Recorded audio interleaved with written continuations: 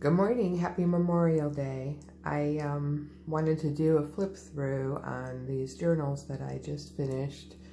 Both of them are very similar, almost identical, but as you can imagine, I used a lot of antique pieces in these journals, so I couldn't replicate everything exactly the same. So there are some slight differences, but for the most part, the books are the same size with the same number of pages, and the copies I used of ephemera I was able to duplicate. I did have enough of this antique lace for the closure for both of them, but as you can see, I used different laces, slightly different laces on the covers. This one has just a beautiful lace around the binding and some laces that I added, and then this one has different laces on the binding. As you can see, I used mother of pearl closures, the slides, which I like to use because they're adjustable, but this one also has, I'm sorry the lighting's not so good today, this one also has this antique linen here that I glued to the cover. I covered an old book with some vintage material, looks like a vintage linen, and the laces, beautiful, a few different pieces of antique lace, and this beautiful book cover from the Standard Delineator. This is the August 1895 issue, which I was lucky enough to find a few years back at an estate sale. I'm hoping I can find a way to get better lighting here.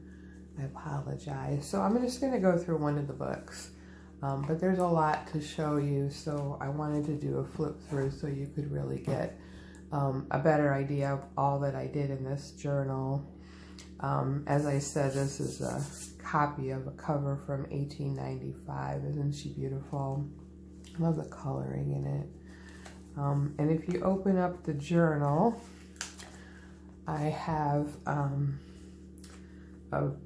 vintage petticoat remnant here that I used to cover a folder that I made. And as you can see, this flips out and is attached to the front cover. This is the original end paper from this book, which was the Lady of Godey's book, and both of these were the same book, so they both have the same end paper on both sides.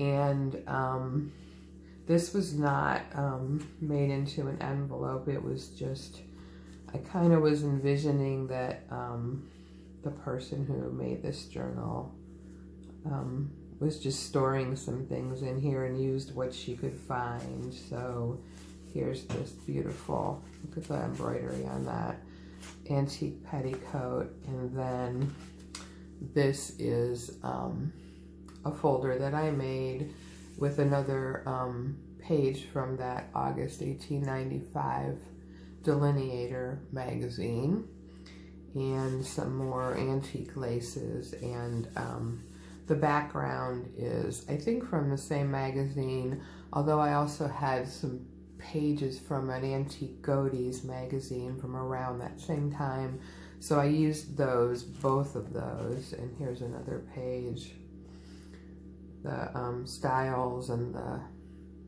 just beautiful stuff. So I should give you a little more background. I was able to acquire some fabric bundles, antique fabric from all the way back to 1899.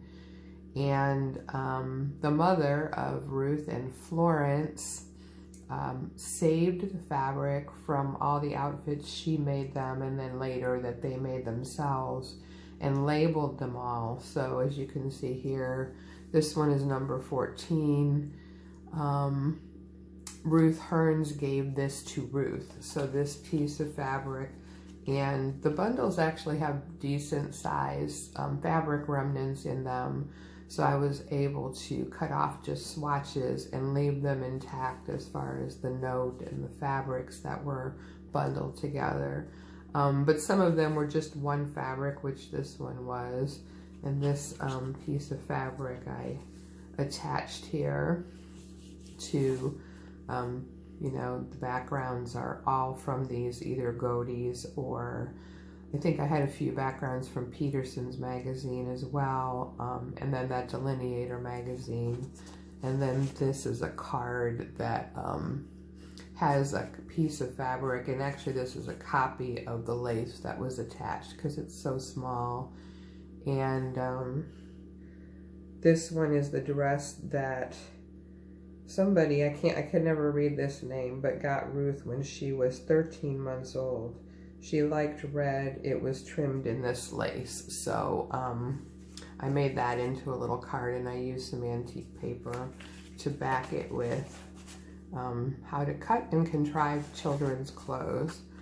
And then this flips open to another lovely page and some more fabric samples.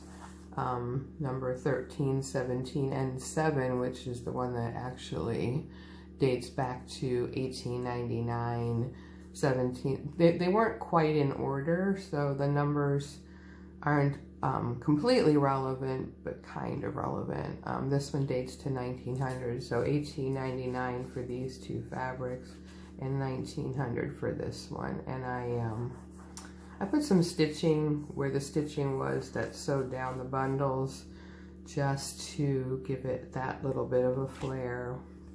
And then on the back is just another page. So I just kind of wrapped this in a piece of petticoat, like what I envisioned Mom might have done, just to kind of store it away, and then stuck it in the book later. But I wanted to attach it so it was easy to get to, and I thought it gave it a little extra something. Here's a copy of a cabinet card of a little girl. So not sure if this is Ruth or Florence, but this one I also backed with some antique papers. I think this paper was a little sturdier, and it was from a antique photo album. And then this envelope, I just added a little piece of antique lace, which I thought was such a beautiful piece of lace. So then here is a page from an antique needle book. I added the pins and needles. Here's some antique buttons, a piece of lace that I just pinned in here, so the needle sticking out, which I should probably just kind of stick in a little bit so that it doesn't pinch. But I just attached this to the other side of the envelope, and there's a tuck spot here for whatever other pieces of fabric potentially. This would be a great place to store other antique fabrics in a collection. Here's a copy of a pattern from one of the magazines. I think this one is, yeah, this one is from the Godey's magazine. I put a couple pins in here. This is for an infant's apron, and here's a little bit of more information. Another piece of antique lace, and another piece of fabric that Aunt Annie gave her when she was 7 months old, and I made her when she was 13 months old. So this is amazing to me that this mother just lovingly labeled these fabrics, and she must have been quite the seamstress, because she made them a lot of clothes, and then she taught them to sew, obviously, because she talks about how they made their own outfits. Coffee dyed paper from GT Designs, Renee's papers. I always love Renee's papers. But anyway, the fabrics and the bundles go all the way into 1930, early 30s. So she did this for a very long time. In this case, I just made these little tags. and added the fabrics to the tags, and was able to stick them in here and label each of them with a copy of the label from the fabric. This one actually had 2 fabrics, so I put them on both sides under this label, and was able to get those. So here's some really beautiful fabrics, and it's just so amazing to have them labeled this way and know what was made from them. I wish I could find pictures of this family somewhere. I'm assuming they were relatively well-to-do because both of the girls looks like went to college. Lots of blank pages. Here's a page where this one I had 4 different fabrics in the bundle. Look how beautiful this fabric is. I took some copies from patterns and cut out the girls, put the pattern numbers, like Mom was saving these to make, or that she did make out of these patterns. I don't know what she ended up actually making, but this one says she had 3 light blue and dark blue, 2 pink, and 1 striped. They were her second something dresses, short sleeve dresses. So she's just labeling her first school dresses. They started in school the fall of 1903. So the girls must have been born in the late 1800s. I made a pocket out of this part of the fabric, the pattern instructions, and just added some other fabrics here. So the fabrics are relatively loose. Some of them are stuck down a little bit more than others.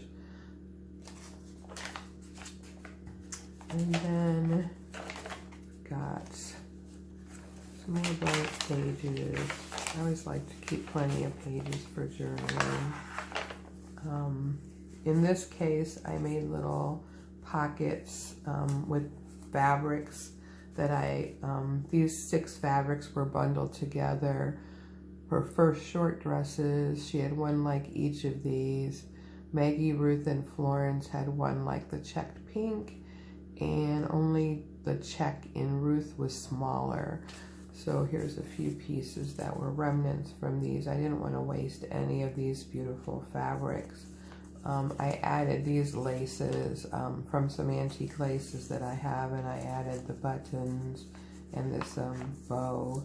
But the fabrics are from this bundle, and another girl I cut out of the Godey's copy of her, and this measuring graph paper here. So I really enjoyed, I mean, just the history of these fabrics is amazing, and trying to put them together in a way. These are blank here. Here's another little girl. She had 1 like this, is all it says on this. And she had 1 like this, and Florence had 2. So here's a couple more really pretty navy blue fabrics. Another piece that I cut out of, I think this was out of Delineator, and I made a little tuck spot out of that piece. And just, I always love Renee's papers. They're nice and thick, and they've got a lot of different textures on them, so they give a lot of interest. And she makes the bigger papers, which I don't personally have the room to do a lot with, so I don't, I usually buy them from her for the bigger papers. This is also from Delineator, this picture here. I'm sorry, this is from the Godey's. I copied it from Godey's. I made it into a pocket, the picture part, and then I took this page from Delineator with the embroidery on it and just made this little flip out here, and this whole thing is a tuck spot. with another copy of a cabinet card. I'm so sorry that there's so much shadow in here this morning. So I hope you can see her. I like her little plaid dress there. And then I made this little envelope with just a very old piece of fabric that was stitched down around the edges, this original stitching here. And I took some more of the fabric and I just pieced it on here as if Mama was gonna make a quilt out of it. And I pinned the labels, so these two fabrics go with this label. And these two go with this label. This one said Ruth and Florence each had one like each of these. This one's a little thicker. It almost feels almost like a corduroy. But look at these intricate, beautiful patterns on these. So it's just a little envelope, and I added a old button and piece of old lace on it just to give it a little bit of weight so it would stay down. And there's about 80 pages in here. This girl with her other pieces of remnants, I made this pocket out of another antique petticoat, and then I just framed this little label a little bit more, and I used an antique die cut little rose just to give it something else.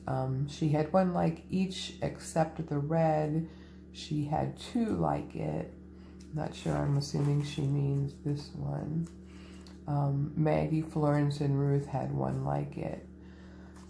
Interesting that Maggie is in some of these earlier notes, but then disappears completely later. So hopefully, you know, it's possible Maggie passed away or was just older than them, and just I'm not really sure, so I don't have that information. And here's this little girl, and I glued her to this piece of antique lace, which is very intricate, but it also still has the original hooks attached to it, and I thought that made it just so much more interesting to have those hooks attached. I'm not sure what this was a piece of. I'm thinking at some point it was a collar that hooked onto her dress or a cuff. I'm not really sure. But then, as you can see in the back here, I made another little spot with another folder and another piece. Look at this embroidery. Another piece of antique petticoat.